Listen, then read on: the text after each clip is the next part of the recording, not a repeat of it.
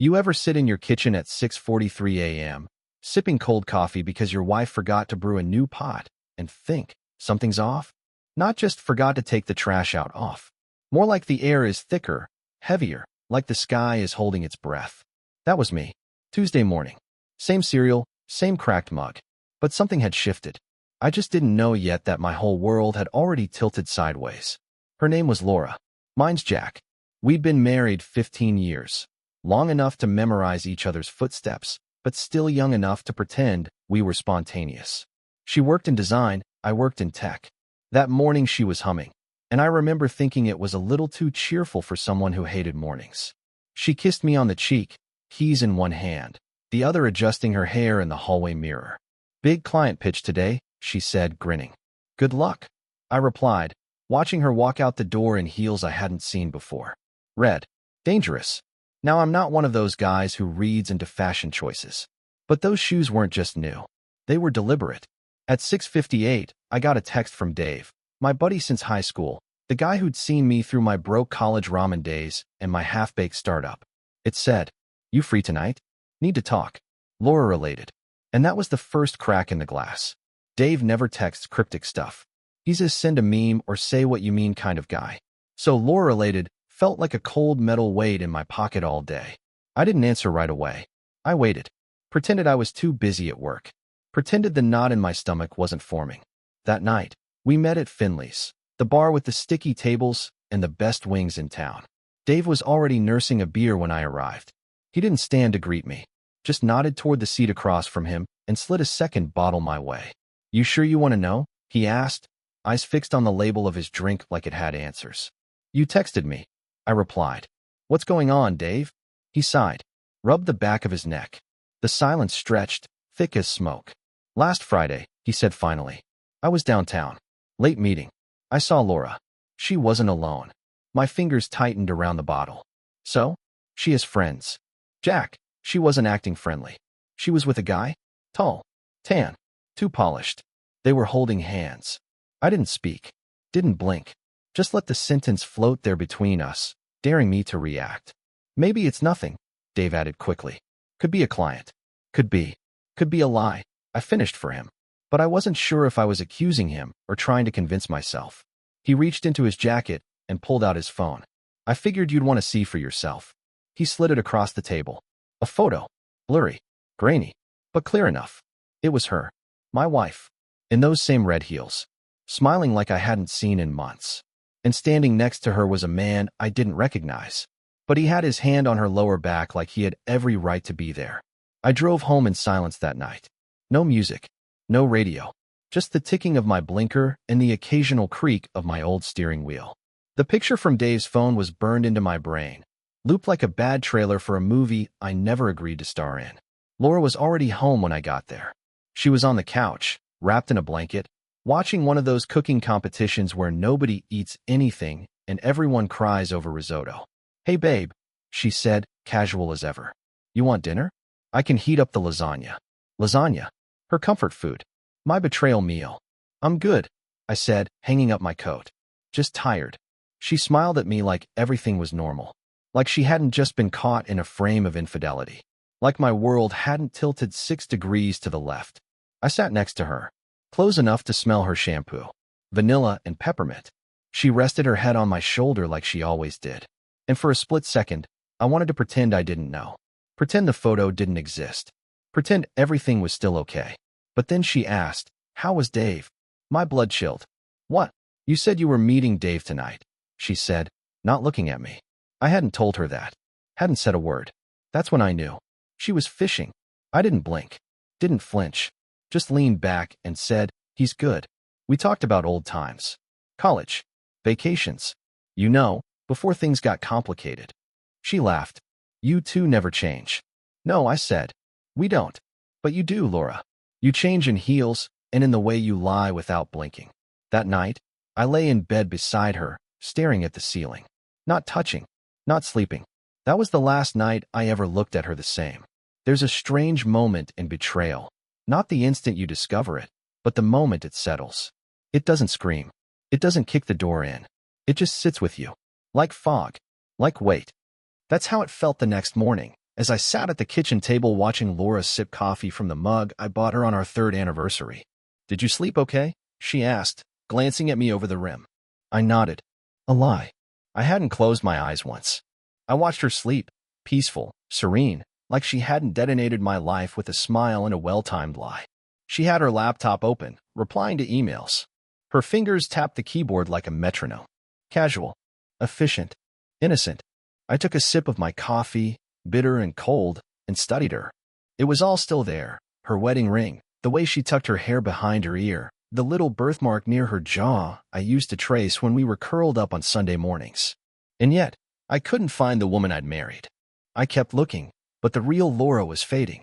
Or maybe she had never been there to begin with. "You heading to the office today?" she asked. "Yeah. You?" She nodded. "Client meeting at noon. Might be late." She said it like it was true. With confidence.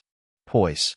But there was a flicker, just for a second, a tiny hesitation in her voice. I filed it away like a detective would a clue.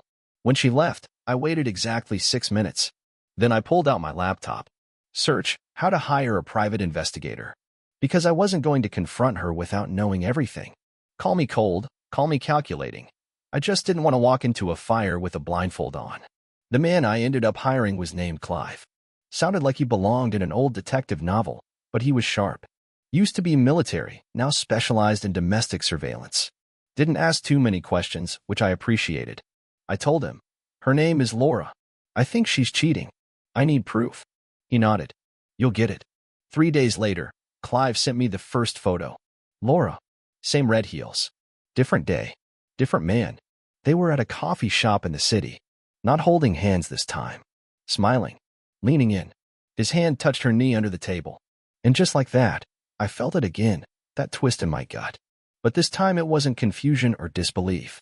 It was clarity. I knew his name now, too. Andrew Maddox. Wealth consultant. Single, 38, owned a condo downtown and a silver BMW. He had great teeth and a jawline sculpted like he was genetically engineered to ruin marriages. Laura had a type, apparently. Later that week, I tailed her myself. Not because I didn't trust Clive, because I needed to see it. To breathe it in. She left work early that Thursday. Told me she had a late client. I followed her from a safe distance.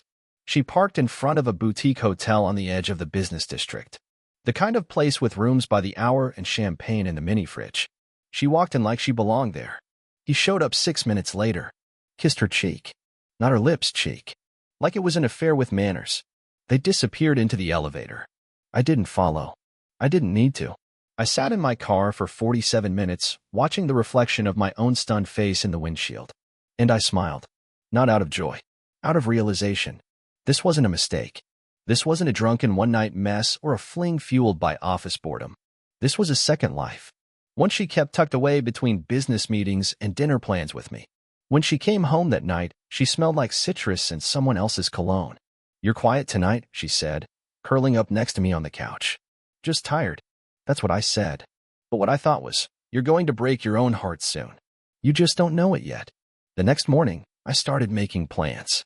I opened a new bank account under a different name, moved half our savings discreetly, changed passwords, rented a small storage unit across town, and started boxing up the essentials, my essentials.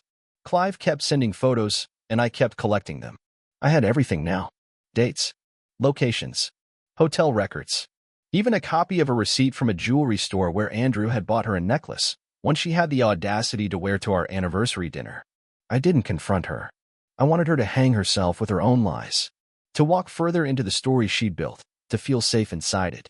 People ask, how could I pretend like nothing was wrong? The answer's simple. Because I'd already stopped being her husband. Now I was the architect of her reckoning. It's a funny thing. When you stop trying to fix something, you start seeing it more clearly. Like the blur lifts. The haze burns off. That's what those weeks felt like. A slow sharpening of the blade. I became a ghost in my own life. Quiet. Careful. Observant. Laura still wore her wedding ring. Still kissed my cheek when she left. Still asked if I wanted anything from the grocery store. But I could see it now. Every micro-expression. Every pause when I asked how her day was. Every delay in her text replies. She wasn't just lying. She was rehearsing. Practiced. Polished. Like a woman trying to ace the role of a loving wife, but forgetting she already flunked the audition. I let her act. I played my part too. Meanwhile, I turned our garage into a command center. It started with a whiteboard. Times, dates, license plates. Then came the camera. Not a spy camera. Not yet. Just a plain DSLR with a good zoom. I took shots of her car in his driveway. Of him picking her up when she told me she was at yoga. I didn't tell anyone. Not Dave. Not my sister. Not even my therapist, who I'd started seeing a few months back when I thought I was just burnt out, not being betrayed. This was mine. You ever hear that phrase, revenge is a dish best served cold? Whoever wrote that never planned it properly. Because real revenge isn't a dish. It's a banquet. A carefully curated, multi-course meal that ends with your enemy choking on their own choices. So I started cooking. First course, the will. We didn't have kids, so the estate would fall to Laura by default. But I wasn't about to let the woman currently romancing another man on hotel linen walk away with my life's work. I rewrote it. Everything goes to my nephew. Laura gets nothing. Second course, digital extraction. Laura wasn't tech-savvy. She reused passwords. Left tabs open. Trusted autofill. I cloned her cloud drive. Had every photo, text thread, and voice note between her and Andrew Maddox synced onto a flash drive labeled taxes. Spoiler alert, it wasn't taxes. Third course, allies. I didn't have many, but I didn't need an army, just precision. Remember Clive? My investigator? Turns out he had a brother in private security. And that guy had a friend who specialized in reputation management. The kind of guy who could make someone disappear from a company directory before lunch. I started threading the web. Then came the wild card, Andrew's wife. Yeah, turns out Romeo had a ring on his finger too. He just kept it off during his hotel escapades. Her name was Valerie. 2 kids. A golden retriever. I didn't know whether to be enraged or impressed. I sent her an anonymous package. Photos. Dates. Hotel receipts. A letter typed in a font generic enough not to be traced. No threats. No demands. Just facts. Valerie responded in under 48 hours with a handwritten note left in my mailbox. Let's talk. You're not alone. V. Now I had an ally. A woman who'd been blindsided just like me, with more to lose. She wasn't interested in screaming matches or public drama. No, Valerie was methodical. Tactical. If I was the architect, she was the engineer. We formed a plan. Here's how it was going to work. Step 1. Valerie confronts Andrew privately. No explosions, no warning. Just lets him know she knows. Enough to rattle him. Not enough to spook him. Step 2. I confront Laura, but not at home, and not with words. We chose our battleground. Her company's anniversary gala. Fancy place. Hundreds of guests. Laura in a designer dress. Andrew likely there too, mingling. Perfect. I RSVP'd. Even let Laura believe it was her idea. It'll be good for us, she said, touching my hand across the dinner table. Put us back in sync. I smiled. I think you're right.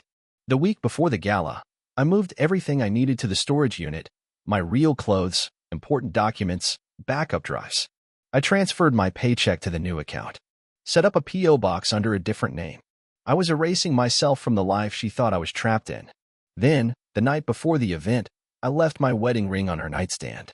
A quiet symbol. She didn't notice. I barely slept that night. Not from nerves, not exactly. More like the anticipation of closure. Of the final act. That morning, I ironed my suit. Polished my shoes. Packed the flash drive and a printed dossier into a sleek envelope and tucked it inside my jacket. When Laura walked into the room, dressed like she belonged in a magazine, I said, "You look incredible." She smiled, glowing. This might be the start of something new for us. I nodded. No, I thought. This is the end. The lobby of the Westbridge Grand smelled like luxury and lavender. Everything was velvet, gold trim, and the kind of chandeliers that look like they belong in a Bond villain's dining room. Laura beamed as she stepped in beside me, arm linked with mine, like we were the evening's golden couple. She had no idea. I scanned the crowd. Champagne glasses everywhere. Laughs a little too sharp, conversations a little too polished. You could smell ambition in the air. This was her world, not mine. Suits with price tags that required financing. Smiles like daggers. I didn't belong here. Not anymore. She tugged my arm gently. Let's grab a drink before the speeches start. I nodded. You go ahead. I'll be right there. Just need a second. Don't disappear on me, she teased, squeezing my arm. Oh, Laura, you have no idea who's disappearing tonight. I watched her walk away, head high, heels clicking like a countdown. Her dress was crimson, like the betrayal she'd wrapped herself in, and she moved like nothing could touch her. That was about to change. I made my way to the banquet manager and handed him the small black envelope I'd prearranged to be delivered. "This is for Andrew Maddox," I said. He nodded. "I'll have it placed at his assigned seat, sir." "Make sure it's discreet," I said. "Of course." Inside that envelope, a single photograph. One of many. Laura and Andrew in a tight embrace outside the Ellington Hotel. The caption, typed neatly beneath it in bold, sans serif font. "She said you were exclusive." She told me the same. Let the paranoia begin. I returned to the ballroom just as the MC was welcoming guests. Tables were filling, lights dimming. Laura waved me over to table 8. And there he was, Andrew Maddox, in the flesh. Tan, tailored, and twitching with the confidence of a man who's never had to say sorry. He didn't look at me, of course not. To him, I was just a prop in his little backstage romance. He'd learn. We sat through the first speech. Some partner droning on about legacy and innovation. Laura clapped politely. Andrew whispered something to her behind his hand. She laughed, fingers brushing her necklace. The necklace he gave her. My eyes met his for the first time then. Just briefly. Nothing dramatic. No Clint Eastwood stare down. But there was a flicker. Recognition. He knew who I was. He just didn't know I knew who he was. Not yet. By the time the second course arrived, some fancy scallop thing with a name I couldn't pronounce, the banquet manager reappeared. Quietly slipped something onto Andrew's plate between wine pours and polite nods. The envelope. He didn't notice at first. But Laura did. She leaned over, curious. Whispered something. Andrew picked it up. Slid the photo out. And froze. I watched it hit him like a cold slap. The blood drained from his face. Laura frowned, leaning over to look, and then her eyes widened. She recognized the photo. Knew exactly what moment it captured. She looked at me. I didn't blink. Didn't move. Just lifted my wine glass in a mock toast. She blinked once. Twice. Then turned back to Andrew, whispering fast, hands moving, panic blooming behind her lashes. He pocketed the photo quickly, forced a laugh that didn't reach his eyes, and muttered something about needing air. He stood and walked out. Laura hesitated for a moment, then followed. Checkmate. I waited a beat, then followed at a leisurely pace. I found them in the side hallway near the restrooms, arguing in low tones. "You said he didn't know?" Andrew hissed. "He didn't. He couldn't have." Laura was frantic, her mask finally slipping. "How did he get that photo? Is he watching us? Is he here?" Andrew asked. She turned and saw me. We locked eyes. Her lips parted, a million excuses trying to escape at once. I held up a hand. Calm. Controlled. Surgical. "I know," I said. "Jack." "No need." I cut her off. "You don't have to explain. You already explained everything. In text messages. In hotel check-ins. In your little jewelry receipts." She paled. "You went through my stuff?" "I went through our life. You were just cluttering it." Andrew took a step forward. "Look, whatever's going on, it doesn't need to get messy." "Messy?" I chuckled. "Buddy, you've been doing yoga with my wife in 4-star hotels for weeks. You're neck deep in messy." He glanced at Laura. "You said it was over with him." "It is," she whispered, almost convincingly. "Then why is he still here?" Andrew asked. "Great question," I said, already walking away. I didn't need to see their unraveling in real time. I had what I came for. But before I re-entered the ballroom, I paused. Turned back. "Oh, and Laura?" She turned, eyes glassy. "Check your phone. Should be a message from Valerie by now." That was the moment her face crumpled. Not confusion, recognition. The name hit like a bullet. I left them standing in that hallway, fractured and flailing. By the time I reached my table, my chair was already empty. The night carried on without us. People toasted success, laughed at speeches, ate scallops. I slipped out before dessert. Because the real feast? That had already been served. The thing about walking away is, you have to mean it. Not just physically, but mentally, emotionally, spiritually. Whatever part of you still hopes they'll chase after you. Leave that behind, too. Otherwise, you're not leaving. You're just taking a break. I left the gala before the standing ovation. Slipped out through the kitchen like a waiter on a smoke break. No scene. No curtain call. Just silence, and the soft click of my dress shoes on marble as I stepped into the night. My car was parked 2 blocks away, on purpose. I needed the walk. The cool air. The time to breathe. I checked my phone. 1 missed call from Laura. 3 texts. We need to talk. Where did you go? Please don't do anything stupid. That last one made me laugh. Stupid? Laura, darling. I had spent the last month being the opposite of stupid. I didn't reply. Instead, I drove straight to the storage unit. My real life had been packed neatly into 6 boxes and 2 suitcases. I loaded them into my trunk with the same calm you use when folding laundry. No tears. No hesitation. Just motion. From there, I drove to the guest house I'd been quietly renting on the outskirts of town. Small, peaceful, and more honest than the mansion I used to call home. It had a creaky floor, a stubborn faucet, and not a single ghost in the walls. Perfect. I dropped the bags by the door and exhaled for what felt like the first time in years. Then I poured myself a drink. Scotch, neat. Not to forget anything, but to toast the end of pretending. The next morning, I set the real wheels in motion. I called my lawyer at 8 a.m. sharp, gave him the green light to file the divorce paperwork, told him the evidence folder would arrive by courier before noon. He already had everything he needed: text transcripts, phone logs, photos, timelines, even a notarized affidavit from Clive detailing the surveillance. He asked if I wanted to pursue aggressively. Yes, I said. Make it memorable. After that, I canceled our joint credit cards, locked down our accounts, transferred what was legally mine to the new bank account. The financial part wasn't about revenge, it was about fairness. She made her choices. I just made sure I didn't pay for them. By lunch, it had begun. Valerie messaged me. Andrew's out of the house. His clothes are on the lawn. I even gave the golden retriever the honor of peeing on his suit jacket. Thank you, Jack. I replied with a simple thumbs-up emoji. That afternoon, I emailed Laura at her work address. Subject: foreclosure. Attachments: dossier.pdf, photo_exhibit_JPG, copy_divorce_filing.pdf. Message: Laura, no need to meet. No need to talk. This isn't a discussion. It's a conclusion. What you do with it is your choice. What I've done with it is my peace. Jack. That was it. No begging. No bargaining. Just a surgical send-off. She replied 2 hours later.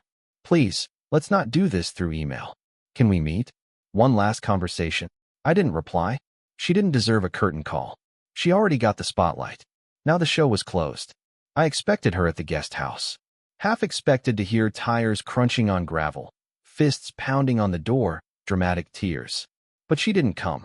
Instead, I got a call from her mother. Didn't answer that either. By dinner, I was sitting on the porch, eating takeout Thai and listening to the wind rustle through pine trees. No accusations. No performances. Just pad Thai and peace. There was one thing left to do. I pulled out my old journal, the one I hadn't touched since before the storm rolled in. I flipped past the pages filled with wishful entries. The plans. The anniversary doodles. The resolutions we made together. Then I found a blank page. And I wrote. I loved her. I did. But I'm not in love with who she became. And maybe that's the greatest heartbreak of all, not losing them, but realizing they were never who you thought. And still, I walked away. Not because I stopped caring, but because I started. I closed the book, poured one last drink, and finally, slept like a man who'd been forgiven by himself. The morning after I filed for divorce, the world moved on like it always does, but Laura's didn't. Her office, once the center of her pride, became the scene of quiet judgment. People don't always say it out loud, but in a firm full of whisperers, word spreads fast. Especially when the senior partner's wife gets served legal documents during a budget meeting and can't stop refreshing her inbox. She tried to call, tried to message. We can fix this, she wrote. I made a mistake. One mistake. I never replied. Clive's last gift to me was a recorded phone call. Andrew, groveling. You said he was clueless, Laura. You swore. I didn't think he'd do this, she said, voice cracking. You said he'd forgive you. Silence. That silence. That was the sound of a gambler realizing they just lost the house. She tried to damage control, told her parents I was having a midlife crisis, said I was paranoid. But truth, like gravity, doesn't care about spin. Eventually, even her friends stopped pretending. Valerie made sure of it. She posted a single photo online, just one. Laura and Andrew holding hands outside that hotel. Captioned, if it's harmless, why hide it? The likes came slow. The unfollows faster. I didn't celebrate. Didn't gloat. I just watched quietly, sipping black coffee from a chipped mug in my new kitchen. Laura's world cracked, and I didn't have to raise my voice once. Weeks passed. Then one day, a knock on the door. Not a storm, just a quiet tap. I opened it to find an envelope on the porch. No name. But I knew the handwriting. Inside, a letter. Jack. I've rewritten this a dozen times. None of it sounds right. Nothing will, I guess. I didn't think you'd leave. Not really. I thought maybe you'd scream, maybe break a lamp. But not this. You were always calm. Too calm. I mistook that for weakness. I see now it was strength. I miss you. I miss the way you used to say, we'll figure it out, even when life felt impossible. I miss the way you made pancakes on Sundays even though yours always stuck to the pan. Andrew's gone. He left 2 weeks ago. Said he never meant to get involved in something so heavy. I should be angry. But mostly, I just feel hollow. I lost the one person who really knew me. And worse, I deserve to. I know you won't answer. But I wanted you to know. I'm sorry. For all of it. Not because I got caught. Because I finally understand what I destroyed. Laura. I read it once. Then folded it neatly and slid it into the drawer with the others, the birth certificate, the old photos, the wedding vows. I didn't need a bonfire. Letting go is quieter than people think. 6 months later, the leaves changed. So did I. My mornings were slower now. I made my own coffee, burned my own toast, left the mail on the counter too long. And I was okay with that. I went back to work. Took on a new project. Started running again, not to escape, just to move forward. Every so often, I drive past the old house. It looked the same. Perfect lawn. Same porch swing. Same windows. But it didn't feel like mine anymore. One Saturday, I ran into Dave. We grabbed burgers and watched a game. He asked if I'd ever date again. Eventually, I said, but I'm in no rush. I was learning to enjoy my own company. Learning to rebuild, not from ashes, but from the ground up. I still kept the red heels. Just one. In a box labeled proof. Not for revenge. Not for bitterness. Just to remind myself, next time, I won't ignore the signs. Because the quiet before the quake always whispers. And now, I know how to listen.